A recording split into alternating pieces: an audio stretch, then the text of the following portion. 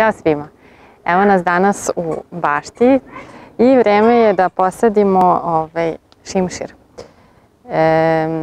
Ovo je vrsta koja se zove Faulkner mikrofila, što znači da je sitnijeg lista, mada iskreno ja ne vidim baš neku razliku osim u boji. To ćemo, na primjer, da snimimo još jedan video, pa ćemo pokazati razliku između Sempre vivens i onaj običan šimšir. I ovo je drugi, dakle, Faulkner, to je jedini koji sam našla kod nas da je druga vrsta. On može da dostigne visinu od 90 do 120 cm, širinu od 60 do 90 cm i u suštini sad najverovatnije sporog rasta u odnosu na možda današnje vrste koje se mogu naći na nekom svetskom tržištu, mada negde piše i da je srednjeg rasta, ali je pogodan svakako za orezivanje, za pravljanje različitih oblika, topijarnih formi. Dakle, mogla bih da napravim i kuglicu od njega, neki kupasti oblik i tako dalje.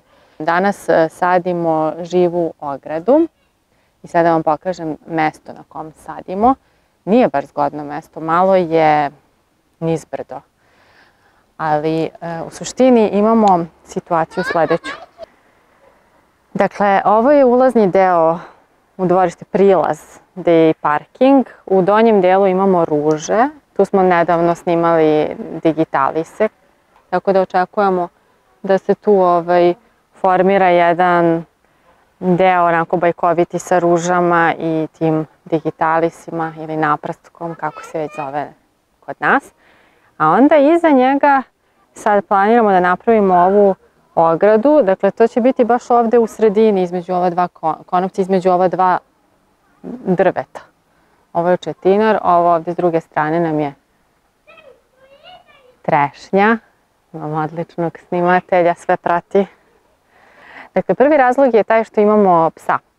I ovo bi trebalo da bude nekakva barijera, da pas ne prelazi u ruže, da ne istrčava možda na ulicu. Jedan od veoma bitnih karakteristika šimšira je ta što je šimšir zimzelen žbun, što znači da imamo to zelenilo i tokom hladnih zimskih dana.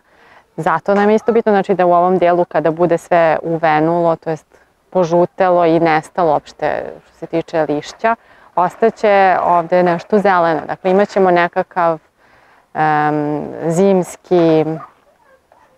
zimski ukras. Znači, nešto će da krasi ovaj deo i tokom zime i hladnih dana.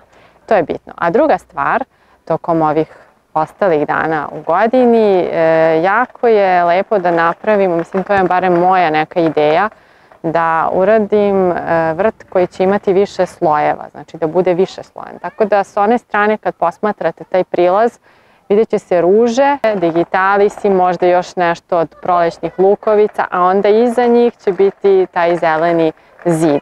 Sa ove strane, kako prilazimo, dakle, ovom delu vrta, imat ćemo, znači, zid zeleni, niži, negde u tom delu, a onda će iza njega da se pojave ti cvetni vrhovi raznih biljaka. Ajde sad da malo vidimo kako ćemo da rasporedimo ove biljke. Dakle, trenutno ovaj kanap nismo mi vezali, to je zbog psa već bilo stavljeno.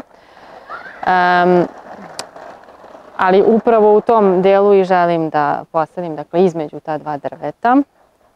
Sad oni nisu baš idealno postavljeni, dakle nisu ravni u odnosu na onaj zid. Malo pre sam merila od ovog četinara do onog zidića ima oko 1,5 m, ovde je 1,60 m. Tako da nije baš to, da kažem, proporcionalno, ali s druge strane razmišljam, ako budem pomerila da ne ide do tog drveta, mislim će biti baš bez veze, da živa ograda ide, na primjer, ovamo, da ulazi ovamo i da ne ode do ovog drveta. To mi nekako, mislim da će to više da mi smeta vizualno nego što će biti malo ukrivo. Ali mislim da ni cijelo dvorište je vrlo čudnog oblika. Tako da, s obzirom da su sve ivice malo krive, ne bi trebalo toliko da smeta. Uostalom, vidjet ćemo. S obzirom da je širina ovog jednog šimšira od 60 do 90, znači u onom idealnom trenutku kad bude zaista porastao, mi ćemo sada da računamo tu manju širinu, znači 60. Sad ću ja premeriti svuda, znači da od sredine ovog šimšira do sredine ovog šimšira bude tačno 60 cm. Jer on kada raste, on će dakle rasti u ovu stranu 30 najmanje i u ovu stranu 30. Doduše, moguće je da ću sad malo i da ih stavim i na 50, jer opet nisam sigurna da li će ovdje da dostignu tu svoju veličinu, a voljela bih da što pre se napravi taj zid. Tako da ću ja ipak staviti na 50, a možete dakle i na 60 cm, tako da ću računati da će onda rasti 25 i ovaj isto 25 i tako ćemo da uradimo ceo zid. Dakle, to će mi biti neke mere. Tako sam preračunala. Nadam se da će mi uspeti ovaj projekat. A što se tiče sadnje, koristimo samo ekstra kompost. Sada je dakle jesen počela. Možda ću kasnije da ubacim neku vrstu đubriva, čisto da, ali s obzirom da ide jesen, neka baš prihrana mislim da nije potrebna. Trebalo bi da već sadrži neku prihranu u saksiji. Prilike će nam trebati 7 šimšira, ako sam ja to dobro izračunala. Evo, otprilike sam postavila na tu razdaljinu, dakle od 50 cm. Naravno, od drveta je manje, znači negde 30-ak. Mislim da će tu biti najnezgodnije da se sadi, jer verovatno drveće ima neko korenje. I ne znam da li će mi to biti uspešno. Ali probat ćemo šta da radimo. Ako ne, onda ćemo nešto drugo da smislimo, makar ćemo imati ovaj deo ovde. Sada skinemo kanap konopac i da krenemo da kopamo rupe. Ja mislim da je to. Ja ću još jednom da premerim, samo da vidim da li sam dobra. 2 put meri, jednom seci.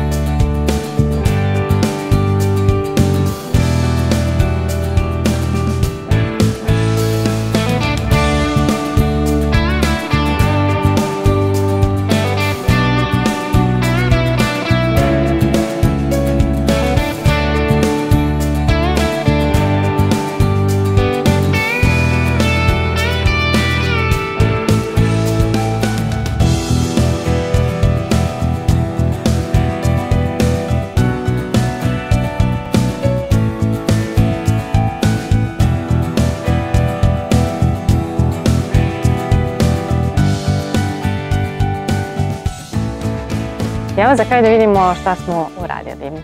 i zbog čega je došlo do ovog skretanja tamo.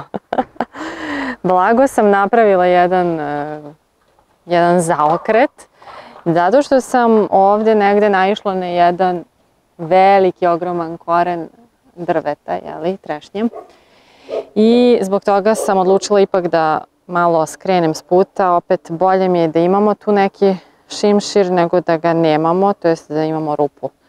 Pa čini mi se ovako, evo sad ako posmatramo i ovu drvenu ogradu koja isto nije baš pravilna, malo i pratimo tu liniju. Tu uvijek se nađe po nešto što možemo da kažemo da pratimo. U sadnji pomogli su mi Kosta i Tara, vredni baštovani, naše mlade nade, koji sada zalivaju biljke po pravilu u krug oko korena ovog sistema. Bravo, Kosta. Odlično, samo pazi, ne zgaziš ovu drugu. Super. Eto, to bi bilo to. Najvjerojatnije ćemo ovdje da malo i malčiramo, jer da pomognemo i biljkama da zadržavaju vlažnost i da bismo suzbili korov. Možda ću malo da ih štricnem, da ih malo orežem, jer je sad, ako planirate da orezujete žbunje, sad je odličan period. Imamo još vremena, neće još doći do velikog zahlađenja i imat će vremena da se obnove ti rezovi, tako da ih neće uhvatiti hladnoće i mraz. Sad je odlično vreme zapravo u ovo ranu jesen da se to odradi. To bi bilo to za ovaj put. Hvala vam što nas pratite i vidimo se ponovo uskoro. Ćao!